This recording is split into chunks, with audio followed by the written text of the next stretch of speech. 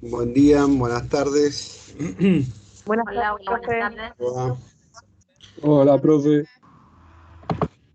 Bueno, Hola, vamos profe, buenas a... tardes. ¿Qué tal? Espero que estén todos bien. Vamos a ver hoy un tema de ventilación, volúmenes y capacidades, y vamos a ver alteraciones de tipo ventilatoria. Y el jueves vamos a comenzar con la última parte de esta clase porque a la mañana no alcanzó, porque me interesó fijar algunos, algunos conceptos y aparte como hubo mucha participación, que eso me gusta también, hubo muchas preguntas, muchas preguntas relacionadas también con el tema del examen y con el tema de los presentismos. Entonces, les comento siempre, les comento lo mismo de la mañana, me hago un paréntesis porque había algunas dudas. El Teams genera automáticamente un archivo de presentismo, donde figura no solamente la hora de entrada del alumno, sino la hora de salida. Y figura también si el alumno ingresó varias veces, cuánto tiempo ingresó. En base a eso, nosotros hacemos un seguimiento alumno por alumno y tenemos casos, por ejemplo, de alumnos que se han conectado 3 minutos, 5 minutos, 19 segundos, 4 minutos, 10 minutos, con lo cual el team automáticamente refleja el tiempo. Uno puede entender que una persona se conecte, no sé, 19 segundos porque se le cayó la red, porque se le cayó la señal, porque se quedó sin luz. Uno puede entender. Pero ahora lo interesante es que cuando haces un seguimiento, siempre es lo mismo. Por otro lado, también el team, con una función que tiene, hay mucha gente que prende la cámara, entra, apaga la cámara, apaga el micrófono y se va.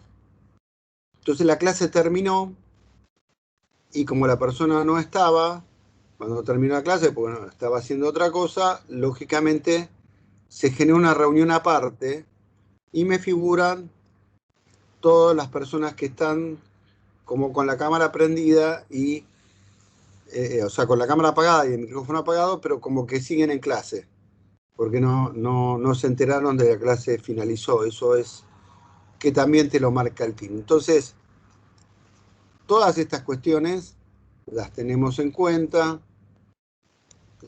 tenemos idea de muchas cosas que pueden pasar, pero cuando tenemos una seguidilla, ¿no? Una seguidilla de cuestiones que se encajan en esa cuestión, nosotros ya tenemos el presente desde ahí y lo tomamos en cuenta.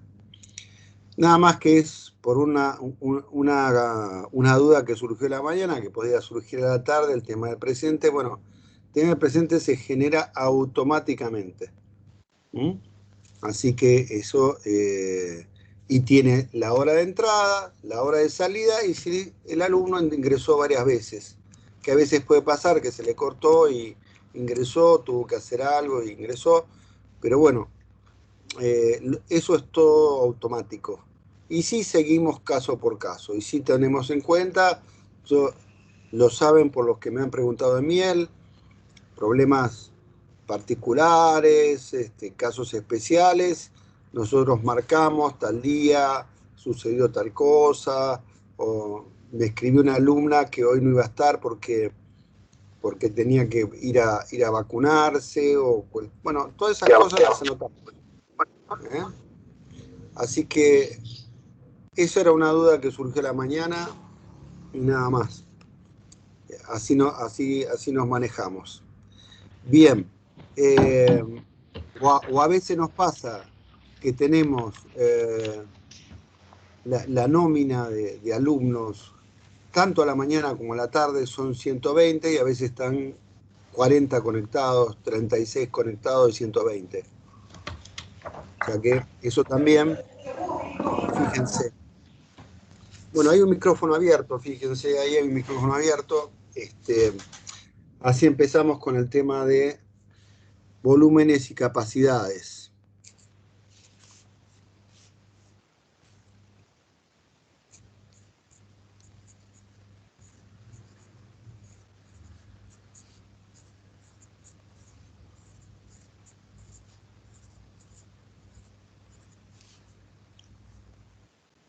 Vamos a hacer un esquema bastante sencillo a nivel del pulmón.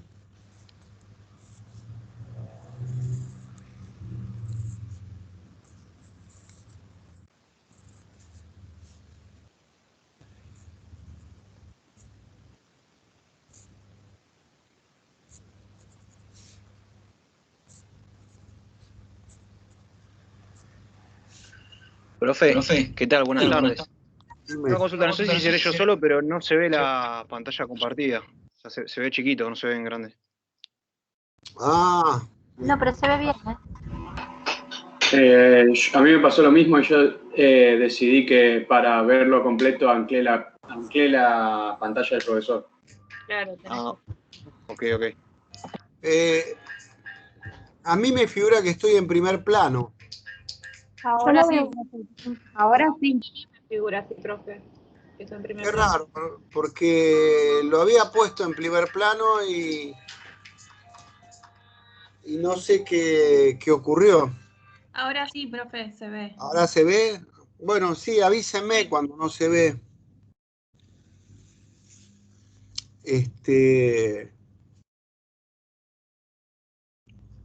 Bueno, ahora tenía esta idea acá y ahora me quedé.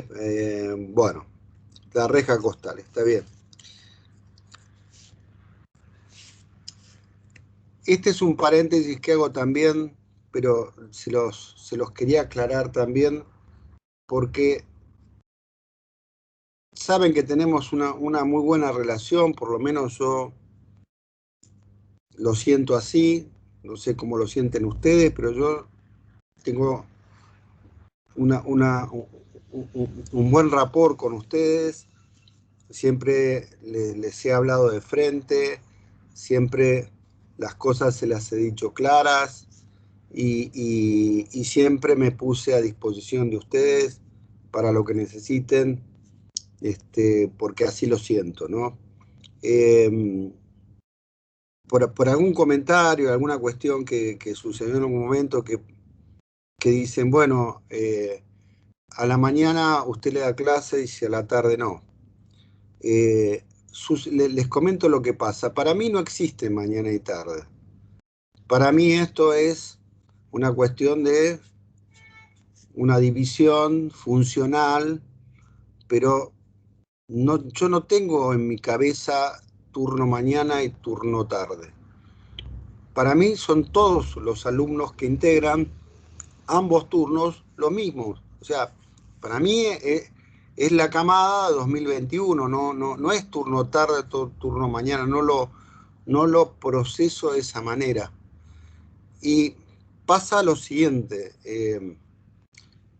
en estos momentos yo estoy pasando una patología cardiovascular que no es una patología severa, pero sí he tenido que hacer varios cortes durante las clases por un descenso muy brusco de la presión, porque tengo una arritmia en este momento. De hecho, tenía indicada por el cardiólogo suspensión de una semana de clases, cosa que no puedo hacer y lo sigo haciendo. Pero ¿qué pasa? Cuando veamos endocrino, se van a dar cuenta que uno a la mañana tiene los niveles más altos de cortisol y teniendo, que no voy a entrar en detalles, este tema de fibrilación auricular y la acción medicamentosa de los beta bloqueantes que hacen efecto más o menos al mediodía, uno directamente se cae, o sea, los niveles de serotonina a la tarde suelen ser, en mi caso, muy bajos, bajo el estrés que estoy yo pasando. Así que de ninguna manera es que, bueno, a la tarde no me interesa, le pongo los videos. Es una cuestión de una patología personal que estoy pasando, pero si hay algo que yo quiero es estar con ustedes y darle la clase y que pregunten, y no tengo división entre la mañana y la tarde. Para mí son todos los mismos alumnos, es una cuestión funcional nada más, pero no, lamentablemente, por una cuestión orgánica y fisiológica, a la tarde muchas veces me caigo por los medicamentos que tomo y a veces no me da directamente la fuerza como para darle la clase. De hecho, fíjense que teníamos la clase esta de lectura veloz y el cardiólogo me dijo suspendé todo y tuve que suspender la reunión de la escuela de ayudantes y la clase, que la vamos a retomar este domingo de nuevo, pero bueno, estoy en este momento en esta situación y para saber exactamente el grado de lesión necesito hacer un holter y en este momento no hay equipos.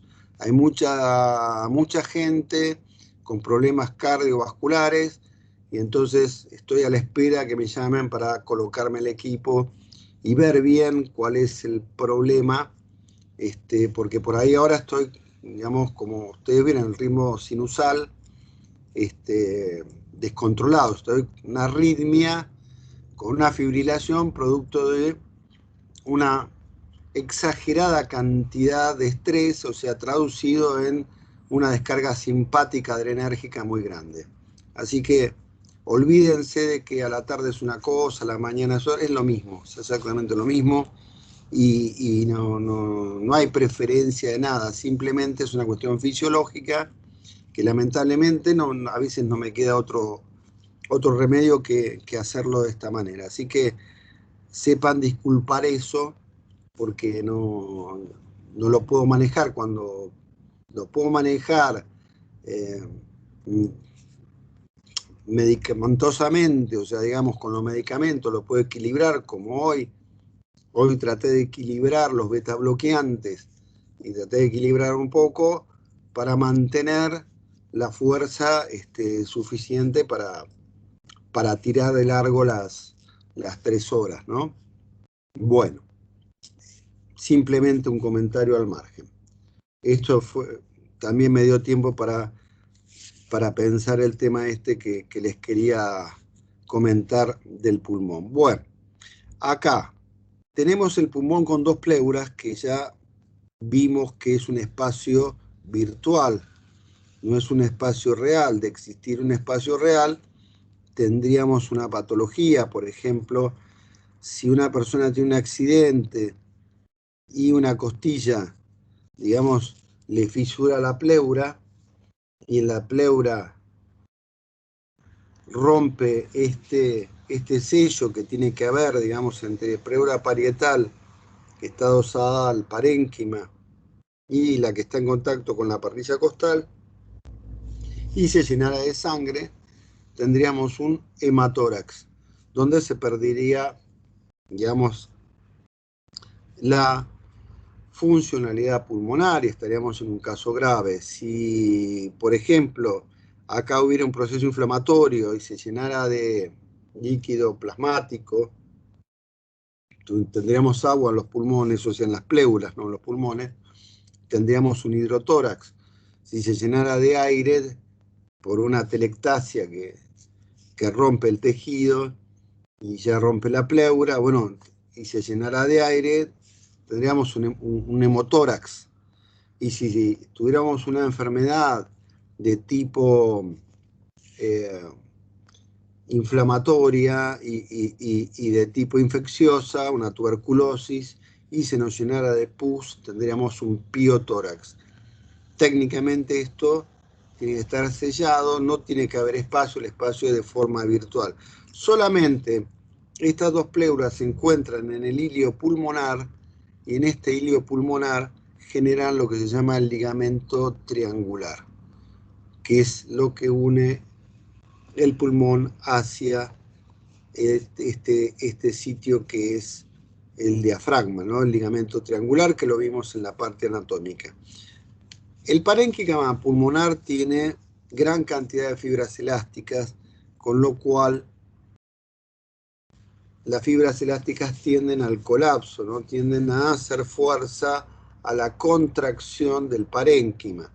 En cambio, la caja torácica ejerce una presión en sentido contrario. O sea, los músculos, los diafragmas, los intercostales, todos los músculos que trabajan en la inspiración y en la expiración generan un cambio de presión dentro de la caja torácica. Si uno sacara el pulmón fuera de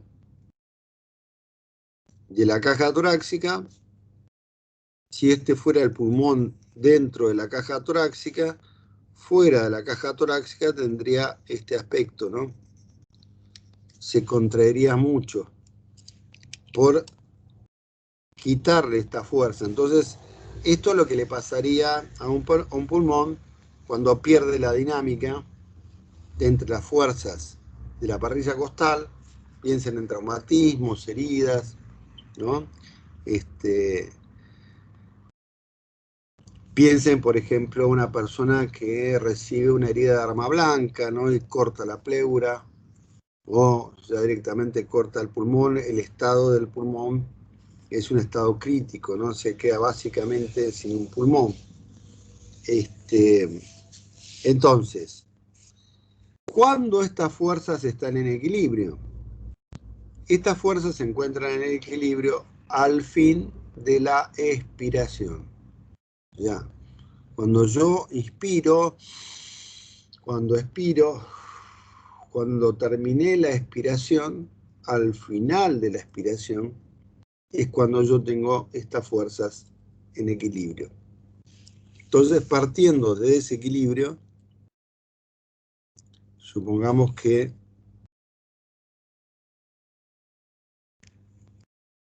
yo llegué a este equilibrio.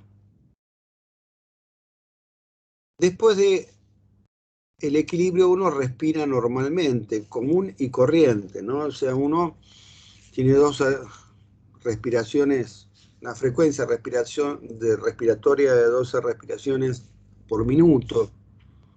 Entonces esas ventilaciones por minuto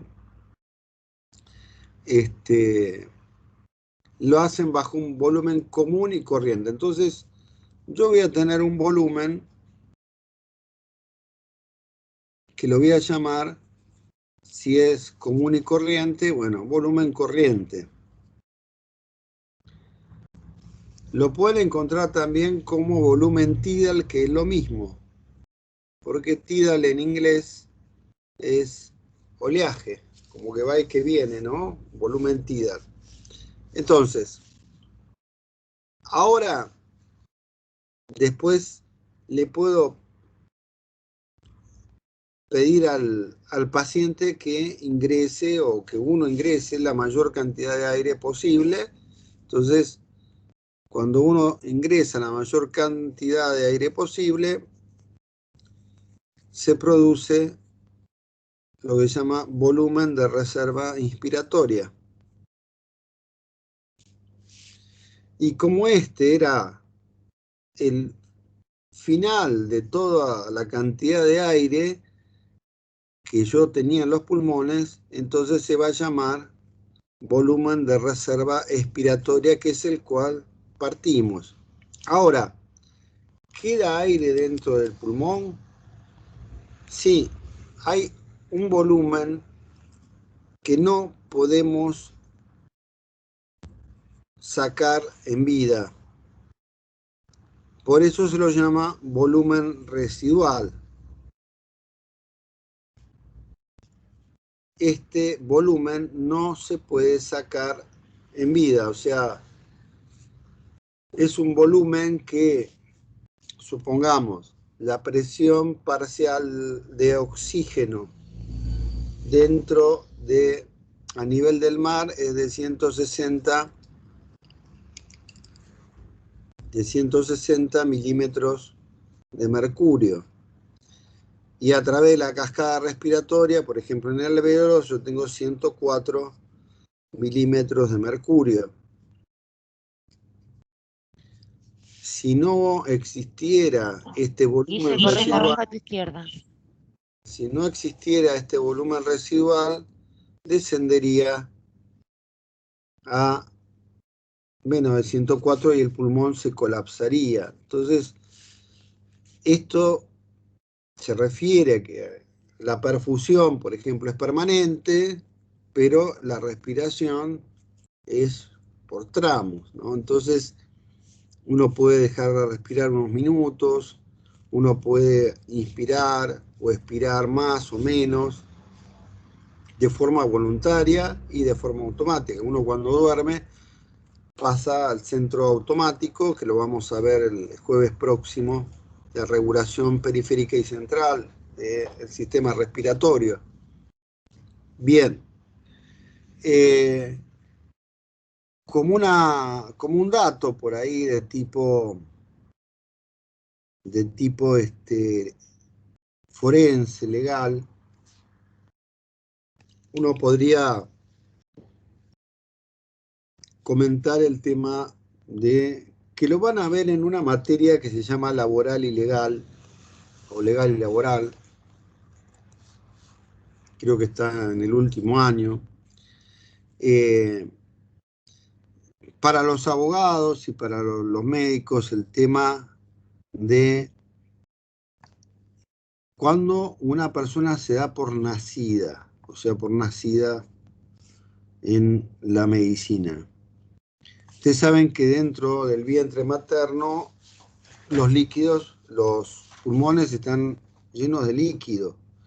Es un líquido que se llama meconio, que es el líquido que se desprende antes de respirar. La primera respiración donde se forma el volumen residual. ¿Mm? Profe, ¿el líquido era meconio o micónico? ¿Cómo era? Meconio. ¿Miconio? Sí, sí. Victoria se llama meconio. Es un líquido plasmático, digamos, que está dentro de los pulmones y que es el líquido que cuando lo ponen boca abajo a la criatura y el obstetra lo palmea para que pueda expulsar ese líquido, ahí es cuando grita la persona porque ingresa el aire y lógicamente se produce el volumen residual también en ese momento, pero y acá viene la parte.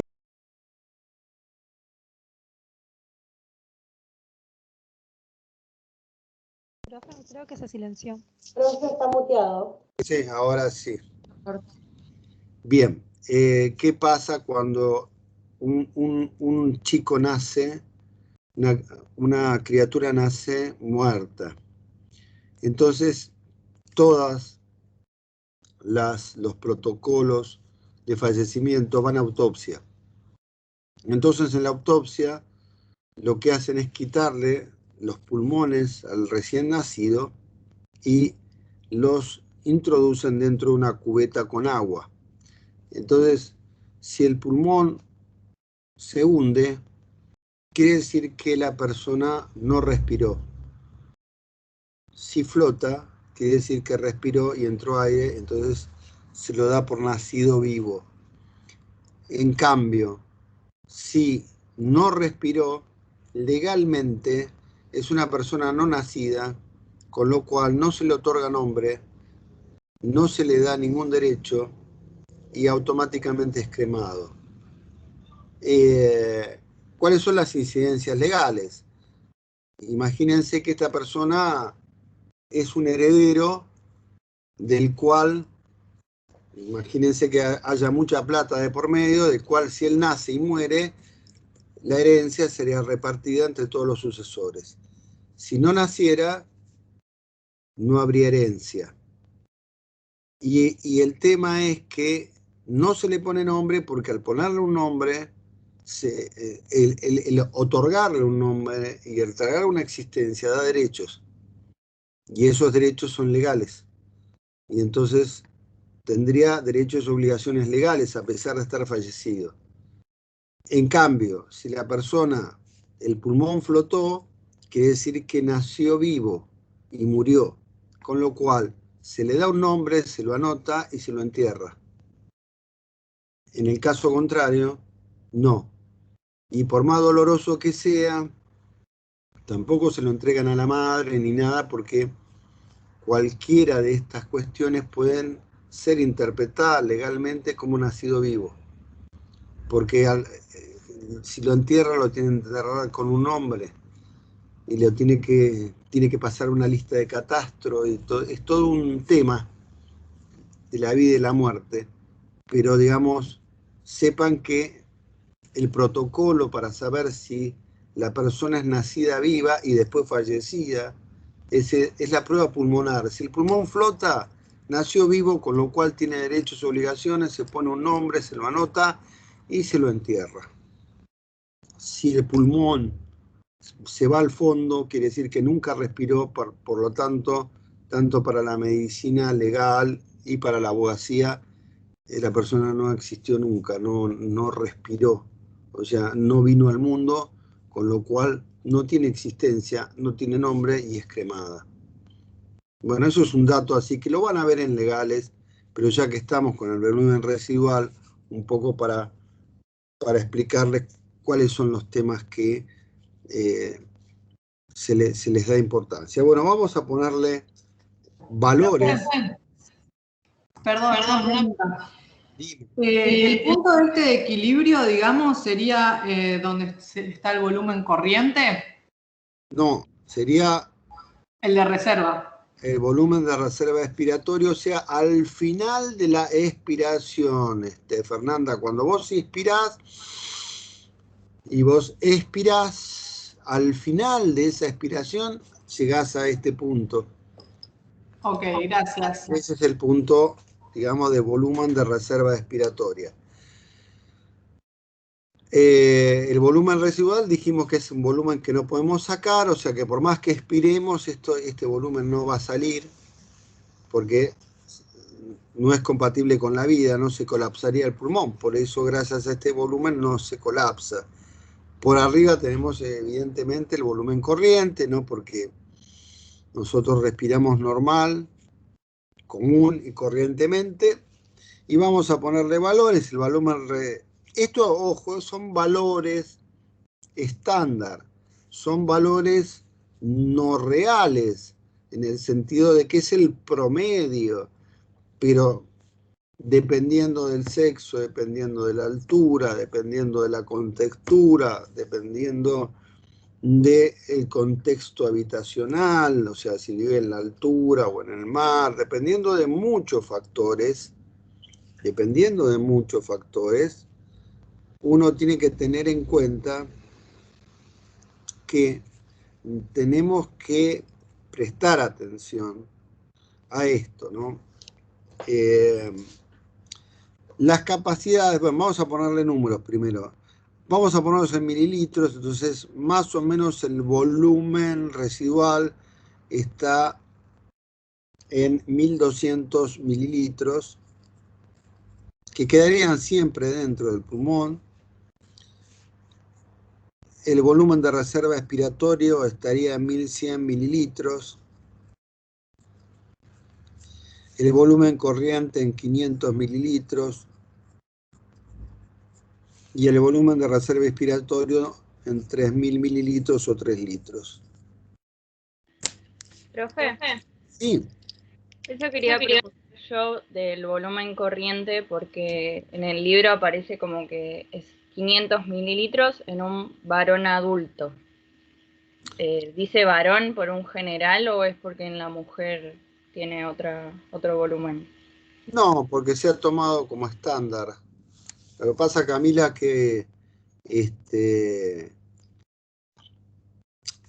generalmente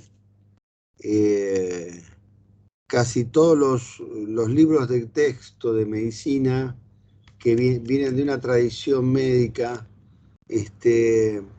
siempre se tomaba al hombre como referencia. Ahora los libros están cambiando y se van haciendo las diferenciaciones, pero siempre como que se dejaba de lado la mujer y se tomaba el parámetro siempre de referencia, tomaban al hombre.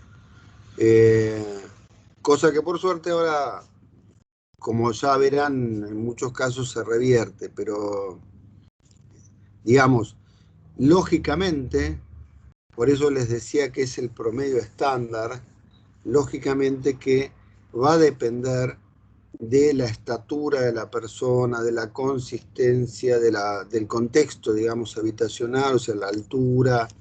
No es lo mismo un pulmón que vive a 3.000 metros que un pulmón que está a nivel del mar. No es lo mismo el tórax de una mujer que el tórax de un hombre. O sea, el hombre tiene una contextura más robusta, una caja más grande, la mujer tiene una caja más pequeña, entonces lógicamente que estos volúmenes van a variar. Ahora, el volumen corriente, más o menos, tanto en el hombre como en la mujer, estamos dentro de los mismos parámetros. Estaríamos hablando de unos 500 mililitros y le pone un valor adulto porque a partir, digamos, de la adultez, más o menos la caja torácica y estos valores se estabilizan. ¿Por qué varón adulto? Porque no es lo mismo la caja torácica de un niño que de un adolescente.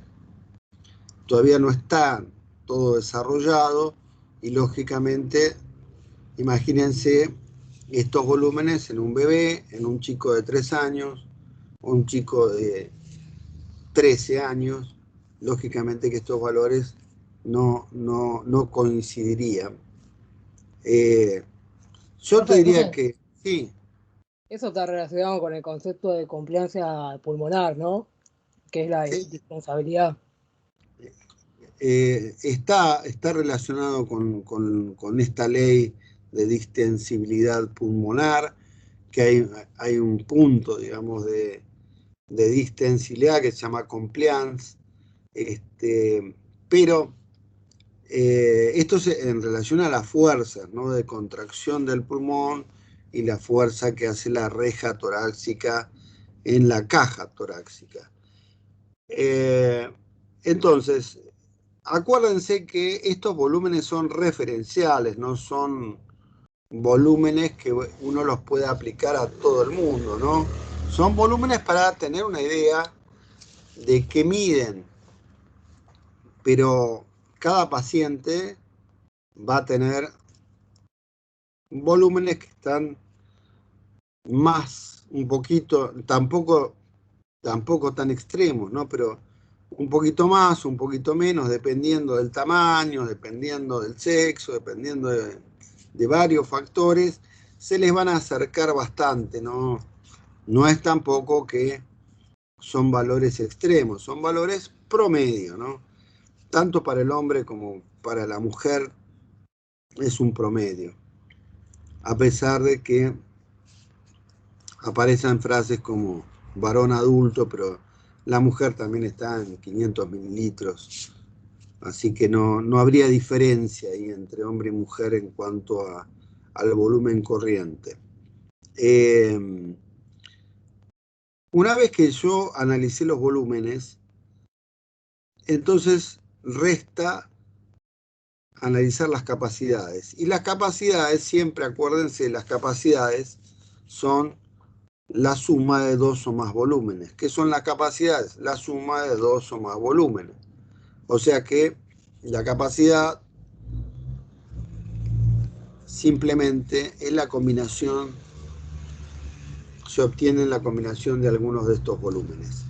Entonces, la capacidad pulmonar total sería la suma de todos los volúmenes. Más o menos, por una estandarización, se tiende más o menos a pensar de que son 6 litros, o sea, 6.000 mililitros. Es la suma de todo, ¿no? de la capacidad residual de reserva inspiratoria, del volumen de reserva inspiratoria, del volumen corriente, del volumen de reserva expiratoria y del volumen residual. Todo esto sumado más o menos se aproxima a 6 litros y se considera que la capacidad pulmonar total, o sea, la suma de todos los volúmenes, son 6 litros. Si yo tomo los volúmenes de lo que es la vida corriente, o sea, la estructura vital, o sea, el volumen de reserva inspiratorio, la capacidad, el volumen corriente y el volumen de reserva expiratorio, voy a tener lo que se denomina capacidad vital. Entonces, la capacidad vital está formada por volumen de reserva inspiratorio, volumen corriente y volumen de reserva expiratorio. Todo eso forma, que es lógico, son los volúmenes que a mí me permiten la vida, son compatibles con la vida, es la base de eso, ¿no? También puedo tomar estos dos volúmenes,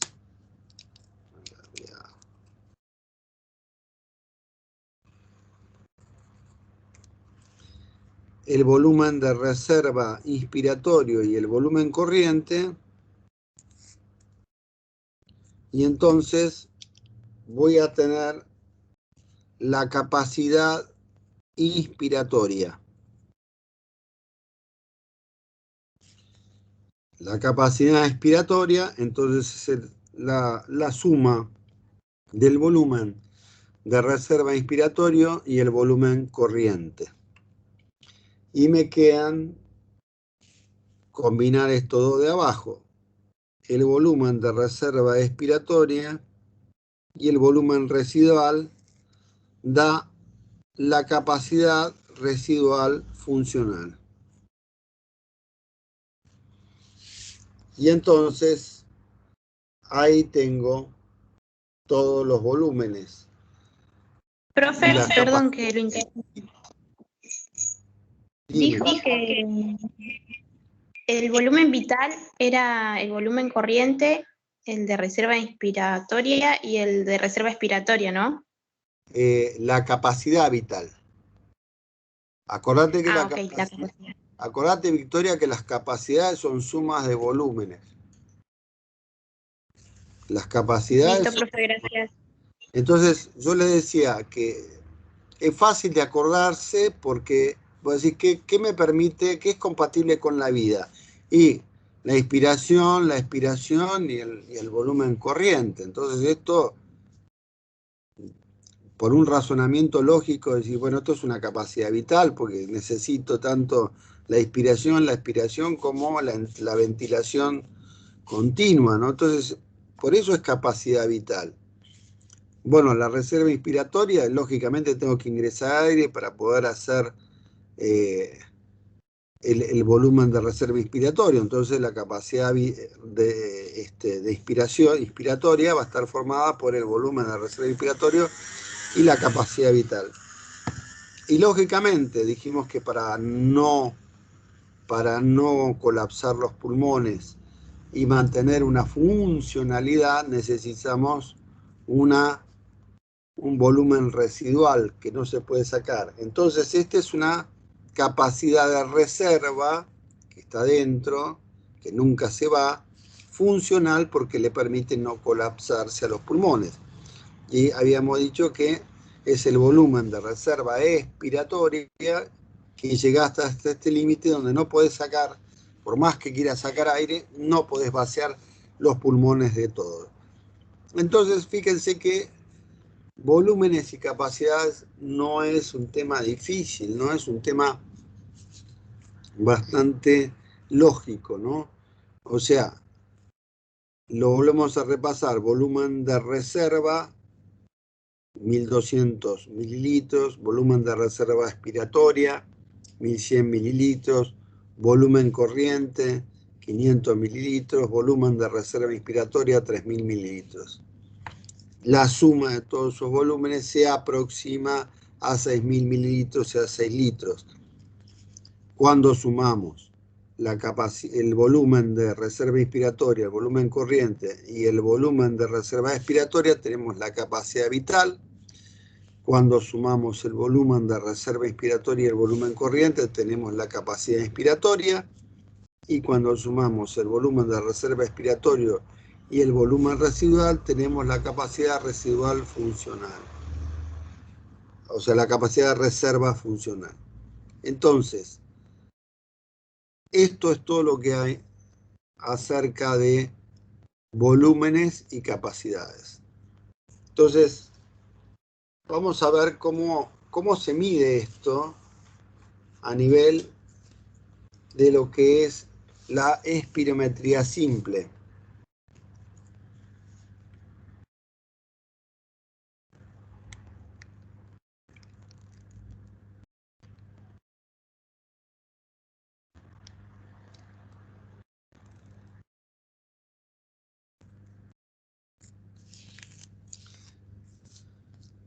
Entonces, al principio, digamos, esto estaría conectado, vamos a hacer un esquema nada más.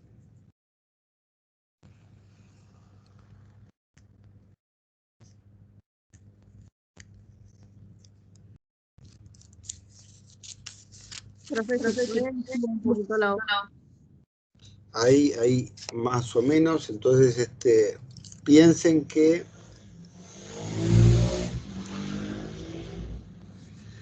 cuando empezaron a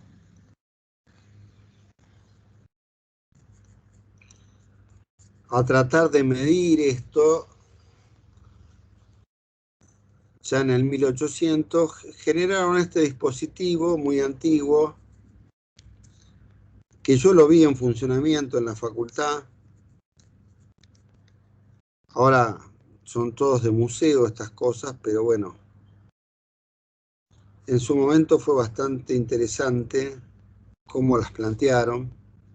Se trataba de un tubo que iba a otro tubo, se introducía en un tubo de vidrio, ¿no? Y dentro de este recipiente hermético había agua, ¿no? Había una cantidad determinada de agua y también había un pistón que era de vidrio también, ¿no? Era como un plato de vidrio con un tubo de vidrio, y este tubo tenía una perforación donde se enganchaba una cuerda que tenía doble polea.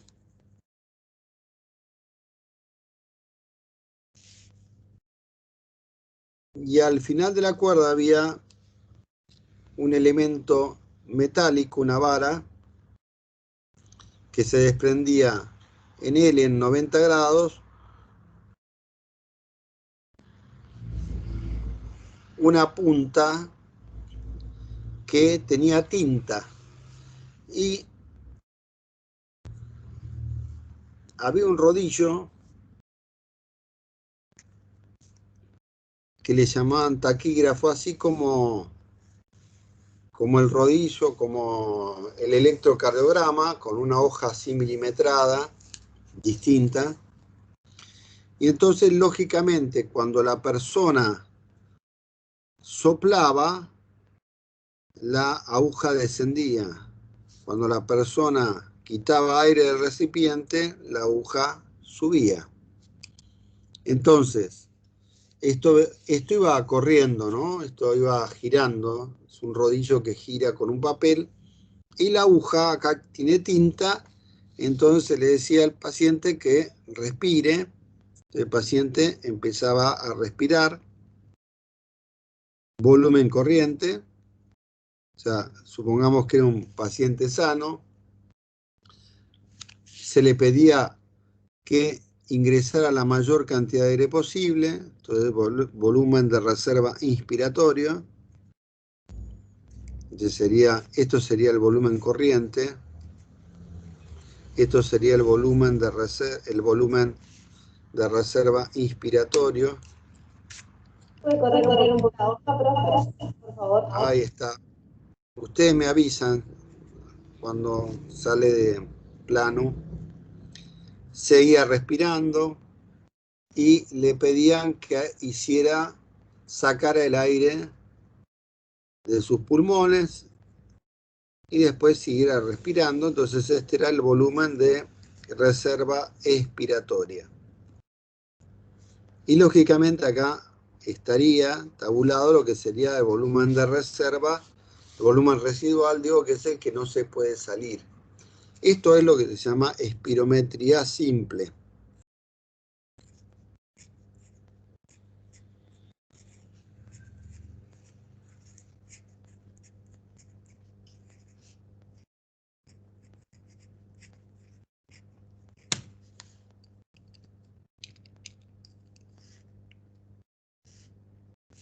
Espirometría simple. Entonces, esta es la idea de la graficación, digamos, de los volúmenes que uno puede medir. Bueno, entendido esto de volúmenes y capacidades, lo que vamos a ver son entonces las alteraciones ventilatorias, ¿no? O sea, vamos a ver cómo se altera el pulmón.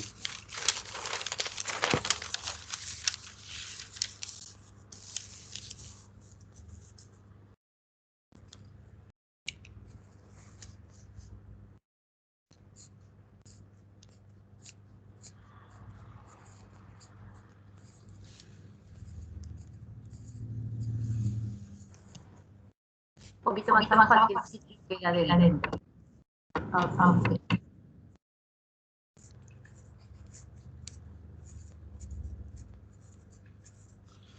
Alteraciones ventilatorias, entonces nosotros tendríamos un pulmón normal.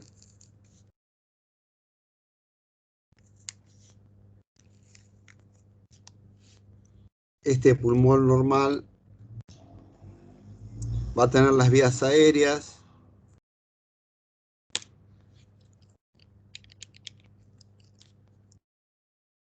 va a tener los alvéolos,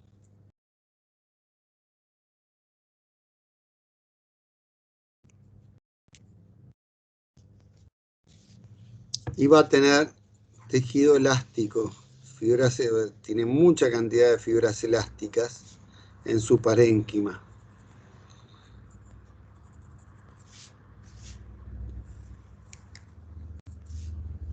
Bien.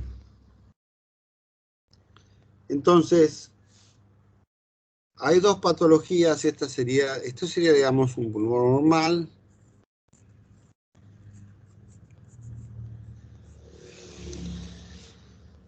Y tenemos dos patologías. Una sería la patología restrictiva.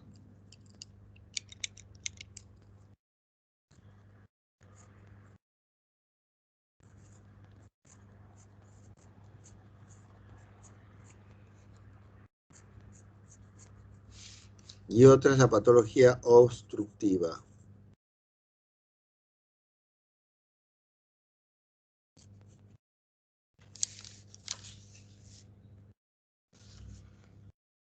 Entonces, cuando hablamos de patología restrictiva, hablamos de que la lesión que se produce en esto, que es el parénquima, no en las vías aéreas, en el parénquima, o sea, en las fibras elásticas. Entonces, si va a alterar las fibras elásticas y va a alterar el parénquima, entonces voy a tener un pulmón más rígido y un pulmón más pequeño, porque no va a tener esa elasticidad, se va a perder. Entonces voy a tener este tipo de pulmón.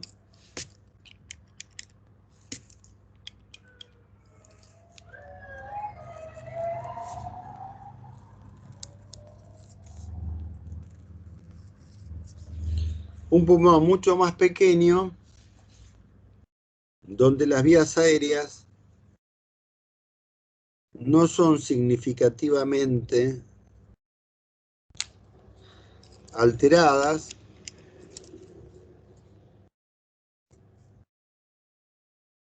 pero sí voy a tener fuertes depósitos de colágeno, material inflamatorio.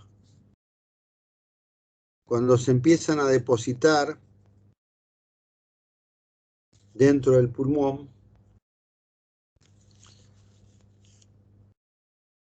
material por el colágeno sobre todo, y material inflamatorio, que es lo más común, y lo más representativo de esta alteración ventilatoria es la fibrosis pulmonar.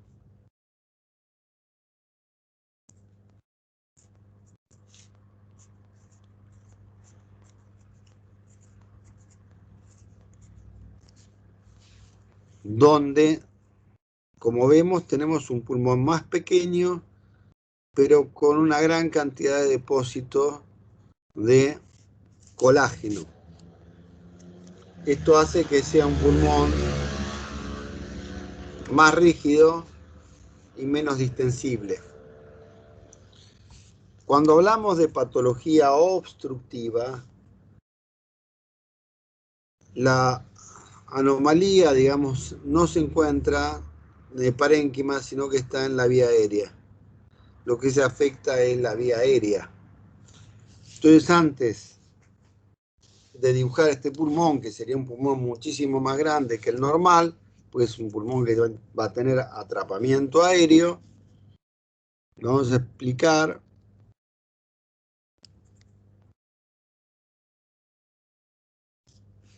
y vamos a tomar el caso del fumador. Supongamos que la persona fuma y las partículas suspendidas en el humo se empiezan a depositar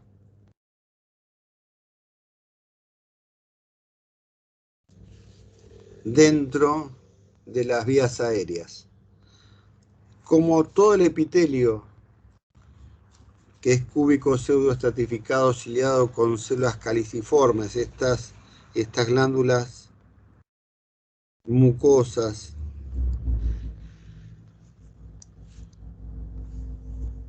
secretan moco, entonces el moco trata de barrer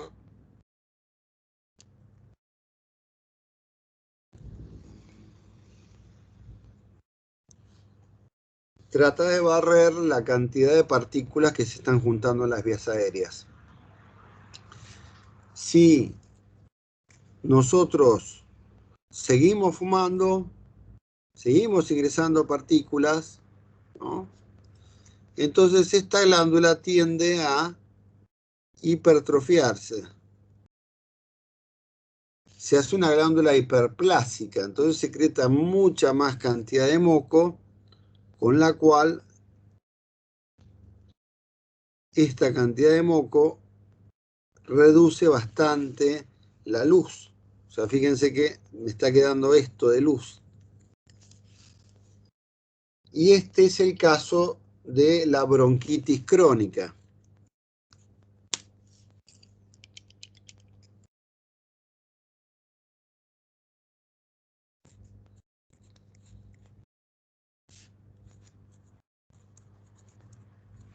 No es que la bronquitis crónica la produzca nada más que el fumador, se pueden producir bronquitis por estados alérgicos, por patologías distintas.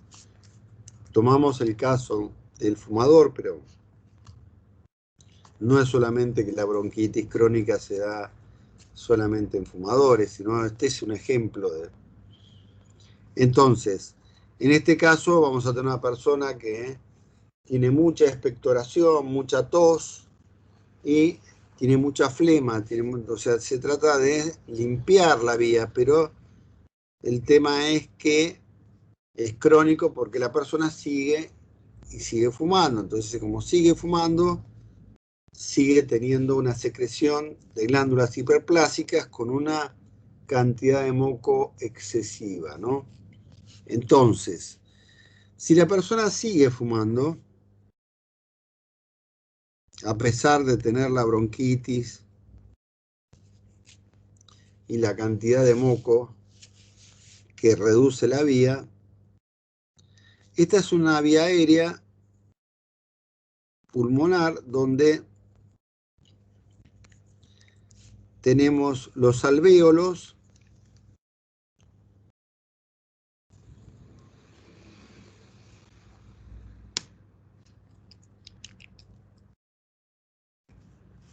que están rodeando a la vía aérea. Y los alvéolos, como están llenos de aire y están unidos a la vía aérea por estas fibras colágenas, generan lo que se llama tracción radial. Esta tracción radial es lo que permite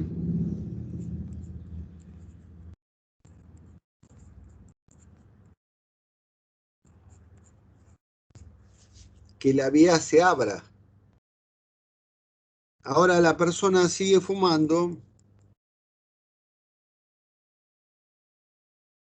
y ya parte de todas estas partículas de alquitrán, de nicotina y de 7000 otras sustancias químicas se empieza a juntar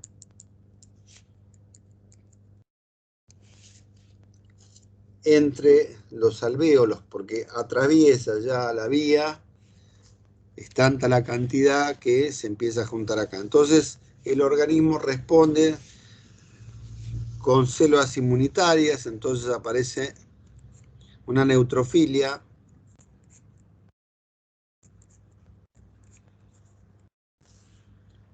aparece macrófagos,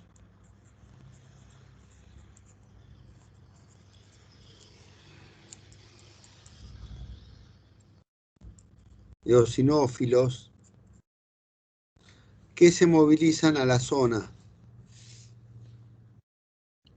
y tratan de fagocitar todas estas partículas extrañas.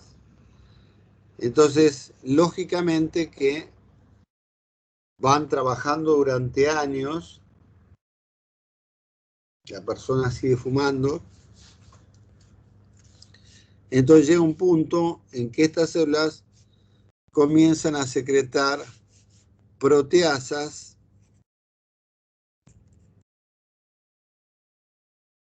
y elastasas. Y sobre todo las elastasas son las que nos interesan, producto que las elastasas empiezan a degradar este tejido elástico. Y cuando se degrada, porque es una enzima que va degradando al tejido elástico, las fibras elásticas, esta relación se pierde y se pierde la tensión radial, esto ya no tracciona más, y la luz se cierra.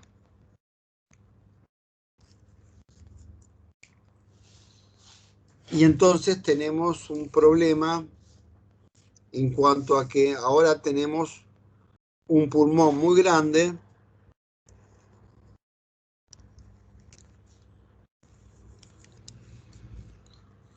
en relación al normal y tenemos compromiso de las vías aéreas que están más cerradas y tenemos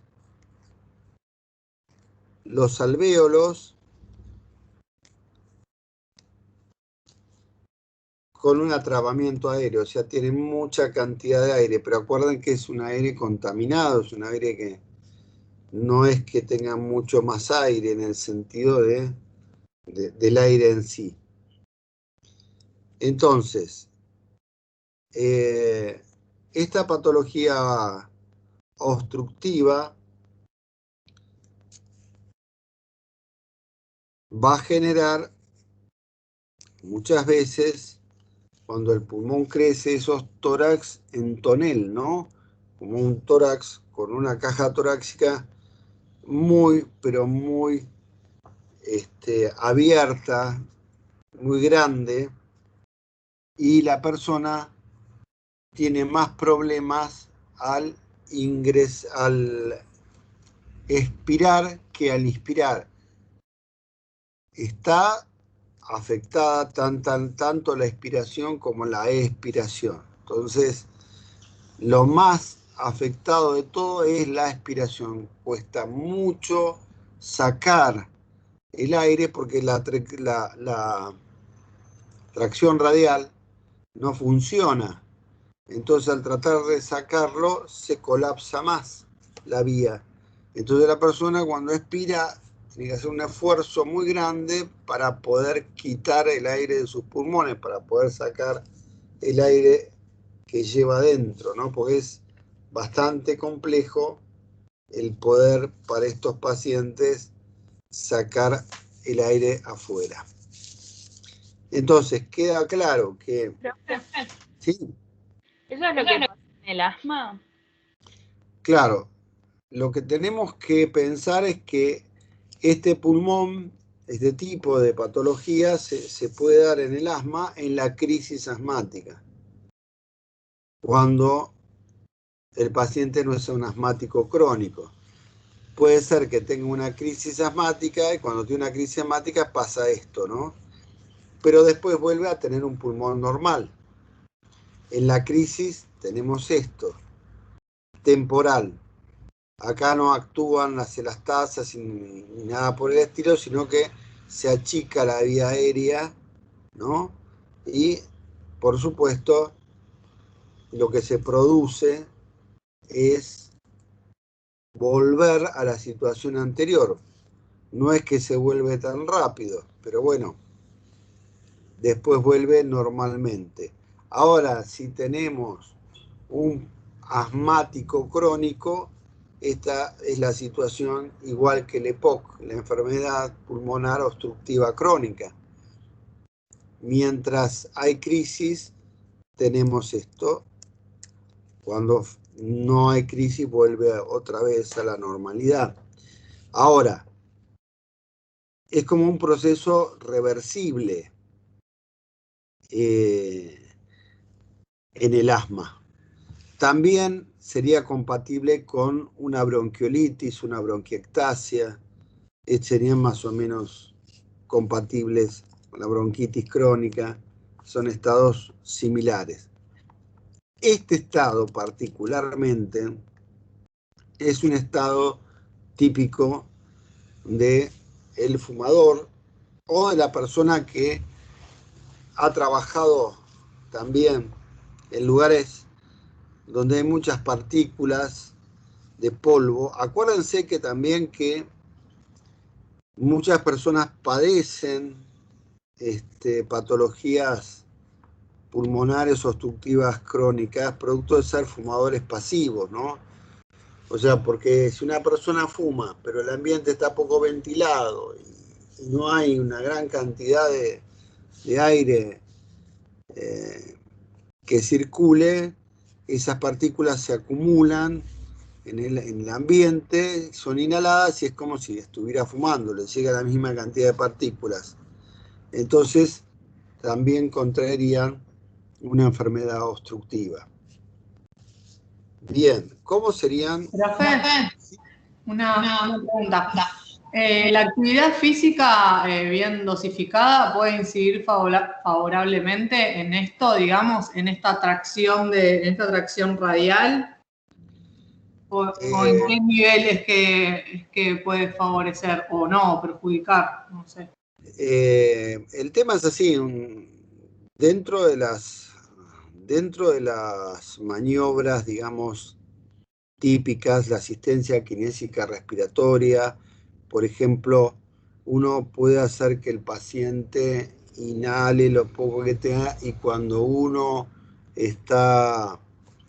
le pide la expiración puede generar una vibración sobre la parrilla costal tratando de movilizar aire. Hay mucho que van a ver en técnicas, como decía hoy la profe Fabiana a la mañana, en técnicas ellos ven mucho en consultorio el tema de la atelectasia.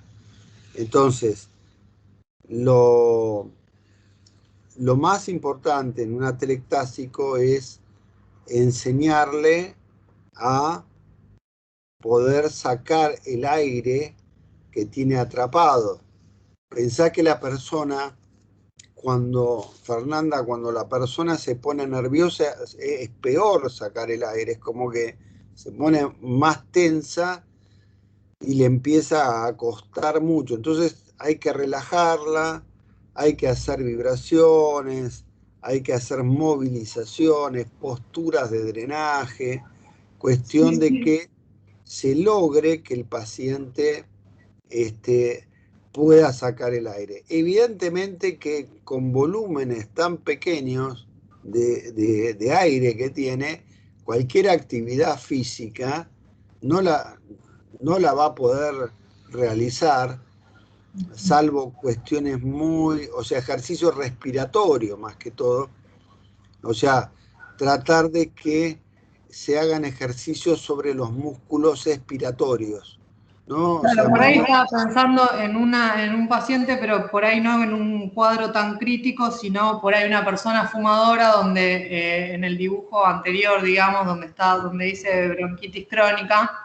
Sí. Como en esa instancia, si la actividad física podía como ayudar. Sí. A la Sí, yo no quería interrumpir porque estaba escuchando atentamente, pero sí, la actividad física lo que te va a hacer primero, al margen de todo, te va a dar conductas y vos tenés que ir viendo si movilizás con todo lo que trae implicado. Cuando nosotros hablamos de que el sistema respiratorio no está siendo eficaz, lo que tenés que hacer, aparte de mejorar toda la condición de pulmón, estás mejorando todo el resto. Bien, porque todas estas patologías no aparecen solas, sino van complicando el cuadro y sobre todo el tema de la postura va haciendo que una patología obstructiva vaya modificando todo lo que es la caja torácica.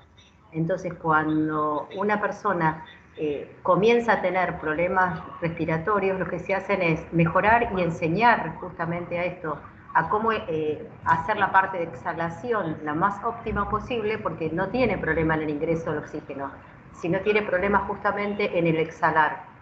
Entonces, depende del nivel del compromiso, es hacia dónde van a ir los objetivos y hacia dónde se dirige la terapia. ¿Bien?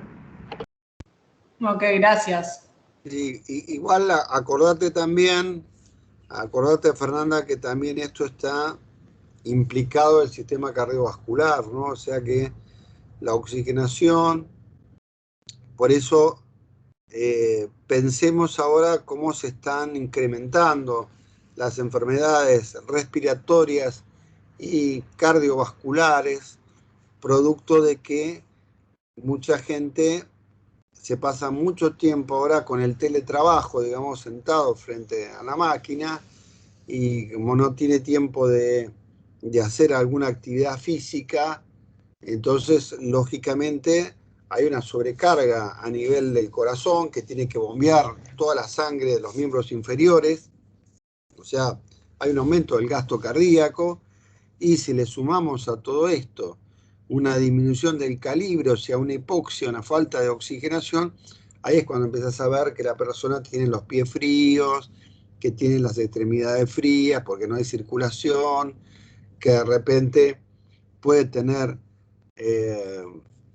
reacciones como mareos, vahíos, como que la persona se puede desconectar, digamos, cognitivamente. Sí, Débora, decime. Eso se puede relacionar con el tema del edema pulmonar, que digamos por la insuficiencia cardíaca y de la estenosis mitral.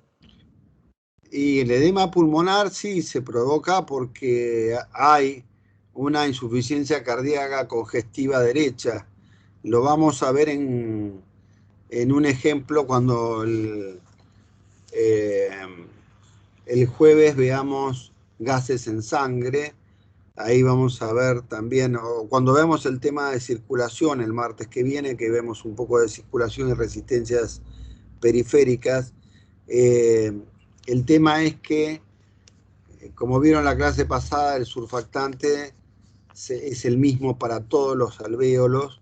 Lo que puede cambiar, como los alvéolos son irregulares, algunos van a tener más y otros van a tener menos, ¿no? Si el alvéolo es pequeño, entonces va a haber una capa más gruesa de surfactante, y si el alvéolo es más grande, va a ser una capa más finita de surfactante, pues no son los alvéolos todos iguales, son todos distintos, ¿no? Pero la cantidad de surfactante que se hereda para cada uno es la misma. Entonces, a veces, cuando, por ejemplo, disminuye el surfactante en un alvéolo, el alvéolo se achica.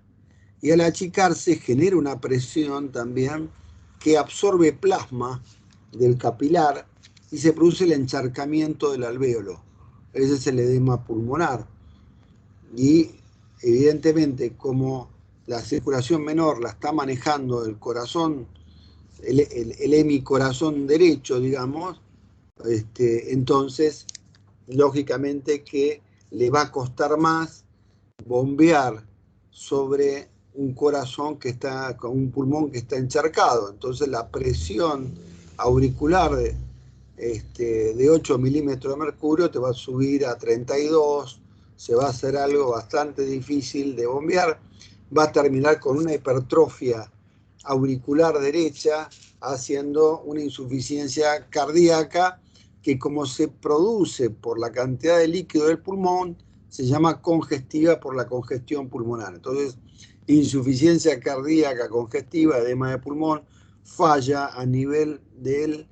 esto va también alterando la tricúspide, ¿no? Porque esa cantidad enorme de presión hace una protrusión hacia abajo sobre la tricúspide y lógicamente va alterando toda la circulación. O sea, la actividad física siempre es buena porque mejora todo lo que es la presión arterial media, ¿no? La presión tisular, disminuye el gasto cardíaco y lógicamente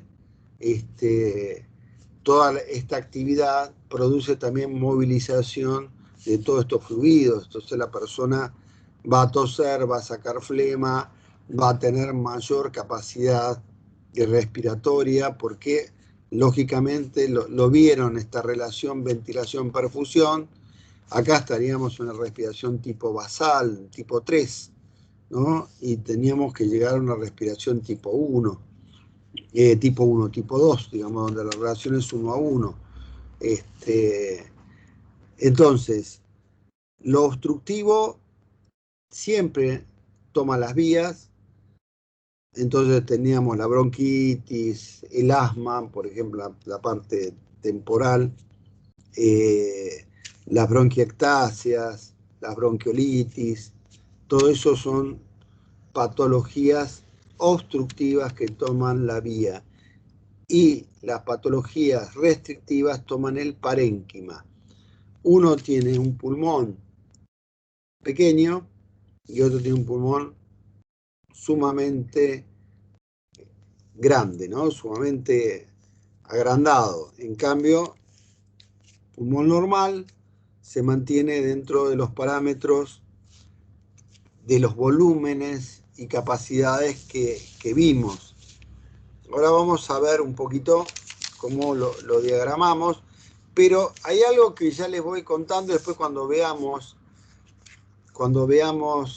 les voy adelantando algunas cosas del jueves cuando veamos el tema de espirometría, que es nada más la diferencia de la espirometría que es forzada, ¿no? Por eso ustedes ven esa sigla BEF, ¿no? O sea, B corta EF, ¿no? Entonces es un volumen expiratorio forzado y tiene un subíndice 1 porque es en un segundo. Y se hace sobre la capacidad funcional forzada. Entonces, esa capacidad vital forzada, porque ya vamos a ver que antes de tomar una espirometría hay que hacerlo inspirar, expirar, o sea, forzadamente. Entonces, por eso se llama forzada. Y cuando uno observa la curva de una espirometría normal y la curva de una fibrosis pulmonar, si uno se guía por el porcentaje, que en realidad uno tiene que expulsar el 80% del contenido de sus pulmones en un segundo, o sea, más o menos, si nos guiáramos por estos volúmenes estándar, uno en el primer segundo tendría que expulsar 4 litros. Y lógicamente en el segundo segundo llegaría a 5. Ahora, ¿por qué no llega a 6? Porque acuérdense que hay 1 litro 200 que no se puede sacar. Por eso la curva llegaría en un pulmón sano, ¿no? Llegaría en el segundo a 5 litros. Digamos, con un pulmón más que bien, ¿no? Un pulmón excelente. Entonces, si se toma como parámetro rango,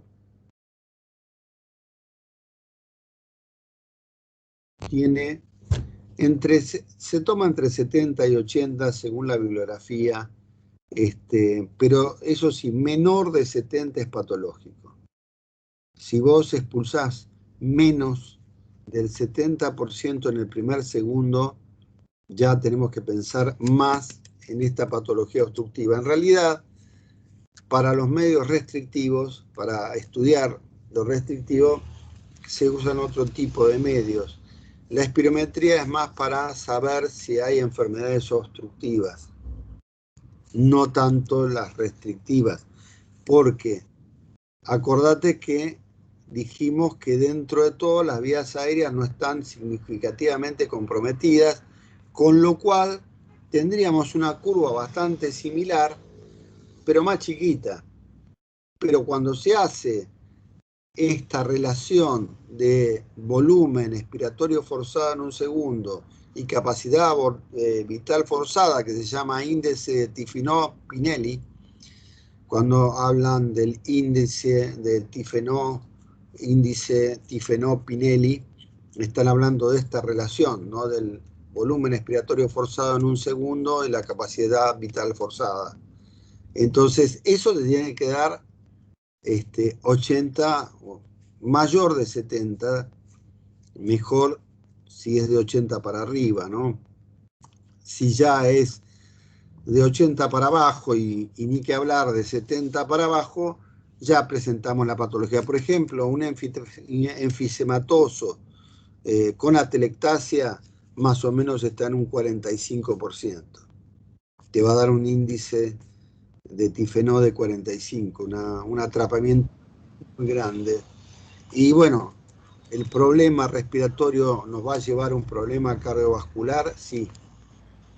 Eso nos va a llevar a un problema cardiovascular también. Profe, perdón que me interrumpa de nuevo. No, me interesa el tema. No, le quería preguntar si ahora con el COVID yo tuve ahora hace poco y me doy cuenta que me falta el aire en algunas situaciones. ¿Se produce alguno de estas dos alteraciones? Mirá, es muy variable los efectos que producen. De hecho, yo creo que van a pasar varios años para que se entienda bien,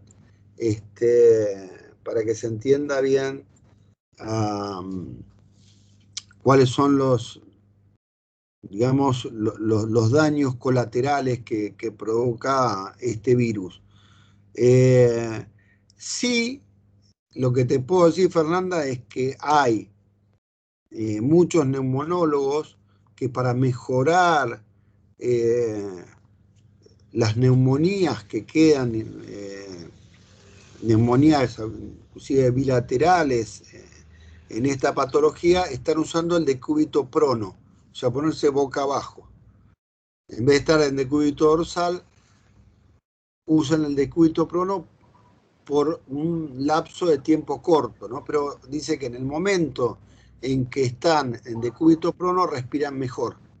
Sí, a mí eso. Igual a mí lo que me pasa es cuando por ahí entreno un poco o hago algo de actividad física, que me doy cuenta que me falta el aire y como que no me entra el aire. Exactamente. Bueno, sí, estamos dentro de una neumonía, estaríamos dentro de una patología de tipo obstructiva. Obstructiva. Estamos Ok. dentro de una obstructiva, o sea que lógicamente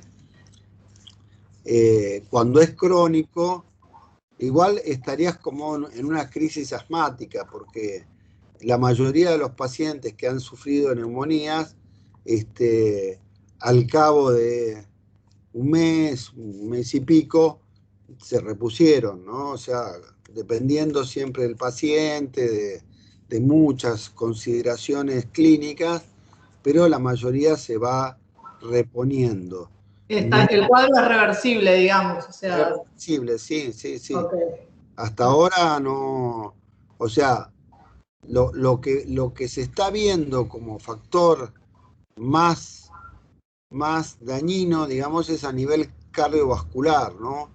O sea, a nivel cardiovascular se está notando que puede causar fibrilaciones, puede causar arritmias, puede causar un montón de patologías que ya no sería reversible. Si se te lesiona el tabique interauricular, interventricular, y eso ya no... Es como si se te lesiona una válvula cardíaca y bueno, vas a tener que ir a un reemplazo valvular porque no hay forma de solucionarlo. Ahí sería bastante irreversible. Y otra de las cosas que se está viendo también, igual todos estos datos certeramente calculo que se van a saber dentro de unos años cuando esto pase y se empieza a hacer. Está todo en revisión, ¿no? Como... Sí, de hecho hay algunas cosas que no concuerdan y tampoco uno tiene la idea real, ¿no? Desde el punto de vista clínico hay muchas cosas que no tendrían mucho sentido, ¿no? O sea, como que de repente hay cosas que sí y hay cosas que no. Y el problema más difícil que se presenta es que no se hacen autopsias. Entonces no sabemos realmente de qué murió el paciente. No se sabe. Porque pudo haber muerto de enfermedad preexistente. Y como todo pone en COVID, que muere fue gente por COVID, sin duda, pero yo no sé si realmente todo el mundo, porque fíjense que de repente no se habla más de muerte oncológica, no se habla más de muerte de enfermedad cardiovascular, no se habla más de enfermedad de neumonías, por neumonías, no se habla más de muerte por ACV, no se habla más de un montón de muertes que parecen haber desaparecido. No se habla más de muerte de fumadores por cáncer, ¿no? Problemas respiratorios, producto de la... Piensen que el último estudio promedio que hizo la Facultad de Medicina calculaba entre 3 y 4 paquetes de cigarrillos por día, durante años. Imagínate el pulmón de esta persona, ¿no? No es tan fácil. Entonces, yo creo que los datos los vamos a tener en unos años. Cuando se puedan hacer autopsias a los fallecidos y se pueda determinar bien qué altera. Técnicamente, las espinas, las S1 que tiene las espículas del SARS-CoV-2 que causan el COVID, digamos, alterarían la arquitectura alveolar, ¿no? O sea, la arquitectura alveolar cuando atacan.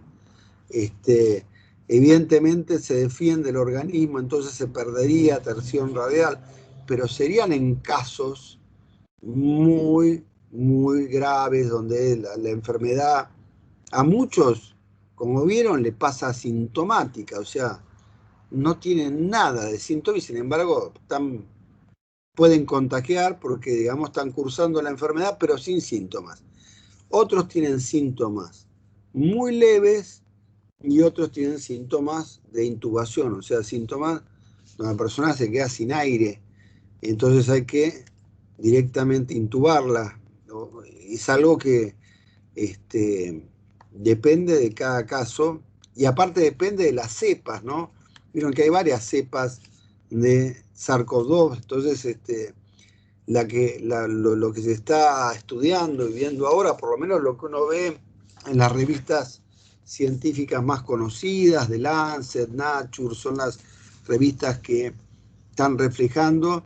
Esta cepa de la India, por ejemplo, ataca muy fuertemente a los jóvenes y parece que no ataca tanto, no es tan agresiva con los adultos y sí es agresiva con los jóvenes. Entonces depende la cepa, y por lo menos toda la literatura que uno va leyendo acerca de esto, salvo cuestiones muy, pero muy raras, todo reversible, ¿no? O sea, la persona no presenta daños en el tiempo. Ahora, hay personas que sufren daños irreversibles, sí, pero son concomitantes con patologías previas, la mayoría. La mayoría tenía algo que se le agravó con el virus, como cualquier enfermedad. Cuando vos tenés algo preexistente y tenés una infección, algo, se agravan ciertas situaciones. Pero hasta ahora, una persona joven, la gran mayoría, salvo los casos así muy específicos, todo esto se revierte y con el tiempo la persona vuelve a su actividad normal, a ventilar normal y no pasa nada. Así que por ahora tranquilidad en eso, que no hay nada escrito. Gracias. Vas a estar una consulta. Medio obvia por ahí, pero o sea, todas estas personas, tanto con EPOC o fumadores, obviamente en reposo van a tener una frecuencia respiratoria mayor, ¿no? Vos hacéis una taquipnea, o sea, que aumente la frecuencia respiratoria. Sí, estando en reposo, digamos. Y mirá, sí, Juan Ignacio, va a depender también de cómo estén cardíacamente, ¿no? Porque va a depender también de cuál es la necesidad tisular, ¿viste?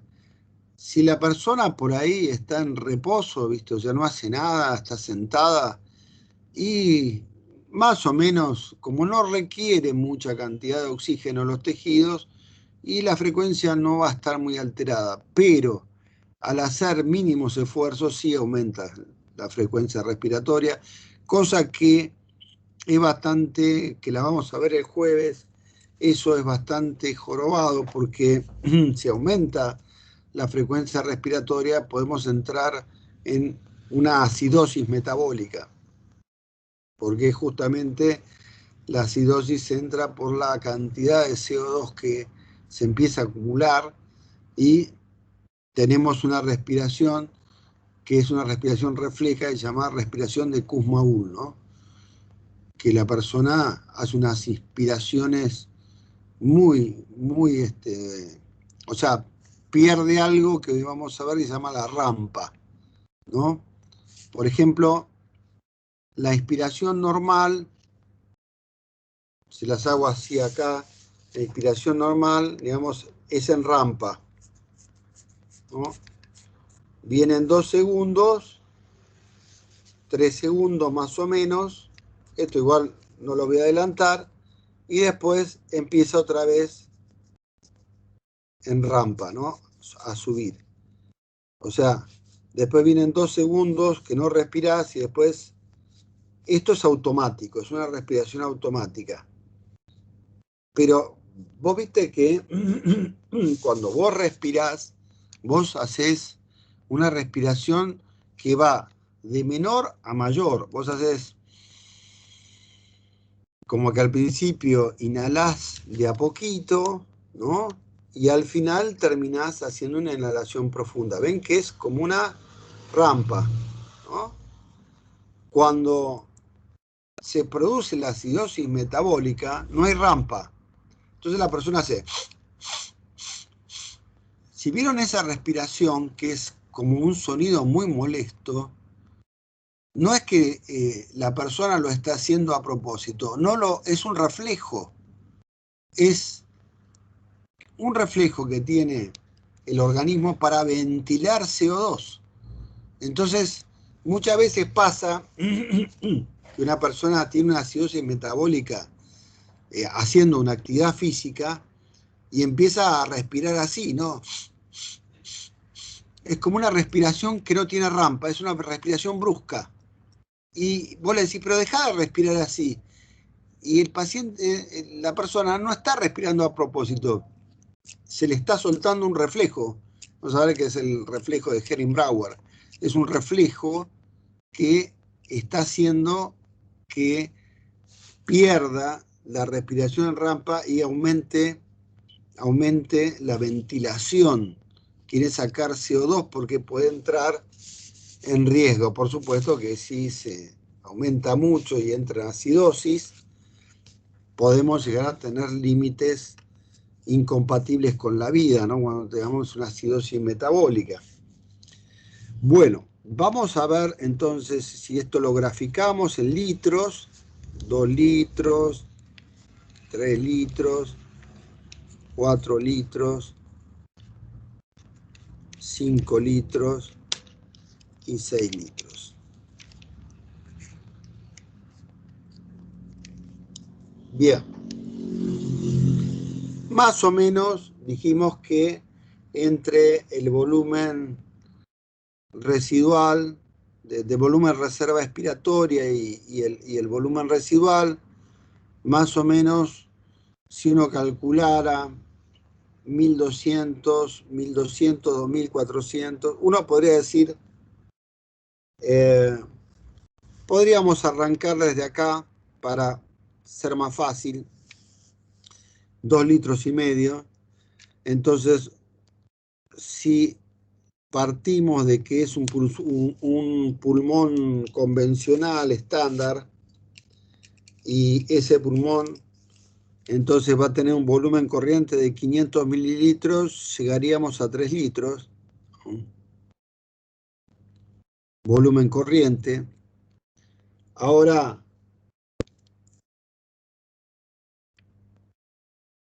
más o menos, el volumen de reserva inspiratorio sería 3 litros y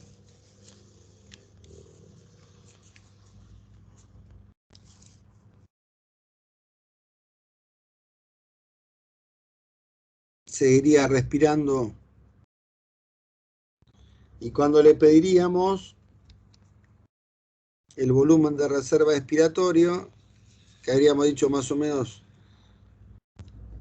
1100 mililitros, este sería el volumen de reserva expiratorio, y lo que nos queda acá sería el volumen residual.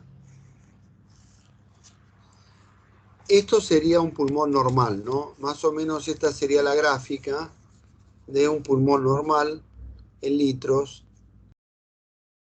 No es una espirometría, sino estamos viendo nada más que las alteraciones. O sea, no es por segundo, nada. Esto lo vamos a ver cuando veamos el tema de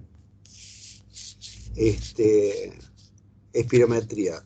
¿Qué pasa si tenemos un pulmón con una patología restrictiva?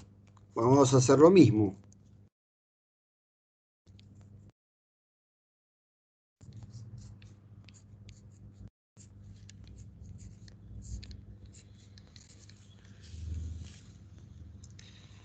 Este es un pulmón más pequeño, es más chiquito, entonces ya no arrancaríamos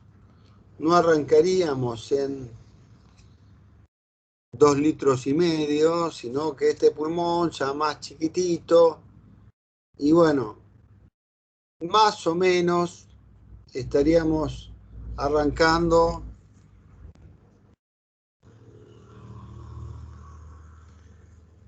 en 2 litros 100, entre 1 litro 800, 2 litros 100. Pongámosle que arrancamos desde acá. Entonces ya no vamos a tener un volumen corriente de 500 mililitros, sino tengamos 250, 300.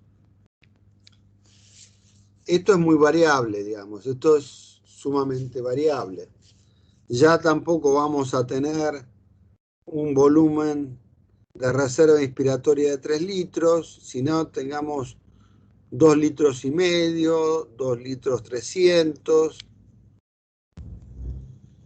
y un volumen de reserva expiratoria por ahí ya de 1 litro.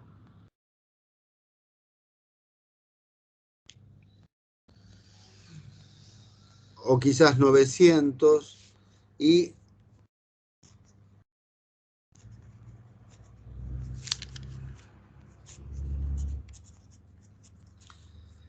lo que nos quedaría de volumen residual también ya serían 900, 800 mililitros. O sea, la curva, ya ven que se modifica, ya parte mucho más abajo, es un pulmón con mucha menos cantidad de aire, ¿no? Es una ventilación, digamos, parecida a esta, pero mucho más chiquito, todos los volúmenes, ya no hablamos de 500 mililitros, ya el volumen corriente 300, 250, tampoco 3 litros en volumen de reserva inspiratoria, o sea, el volumen de reserva inspiratoria, sino que ya vamos a tener 2,5, 2,300, 2,100, dependiendo del grado, ¿no?, de pulmón.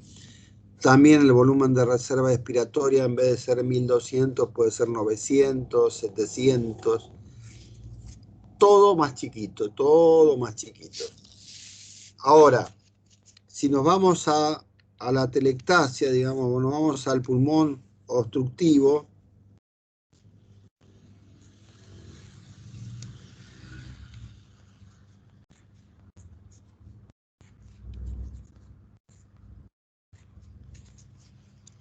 entonces, estamos hablando de que estamos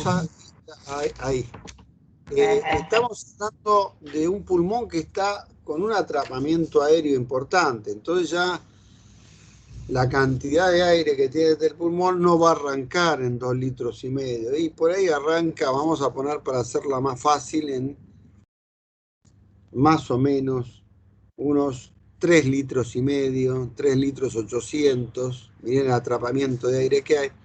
Y vamos a tener una curva muy similar a la patología restrictiva, pero arrancando más arriba. Entonces, también vamos a tener 250, 300 de volumen corriente. Como son rangos, esto es simplemente para que se den idea, no hay un número fijo, depende de cada paciente, pero no va a ser 500 mililitros. O sea, de 500 mililitros para abajo, 300, 250, dependiendo qué.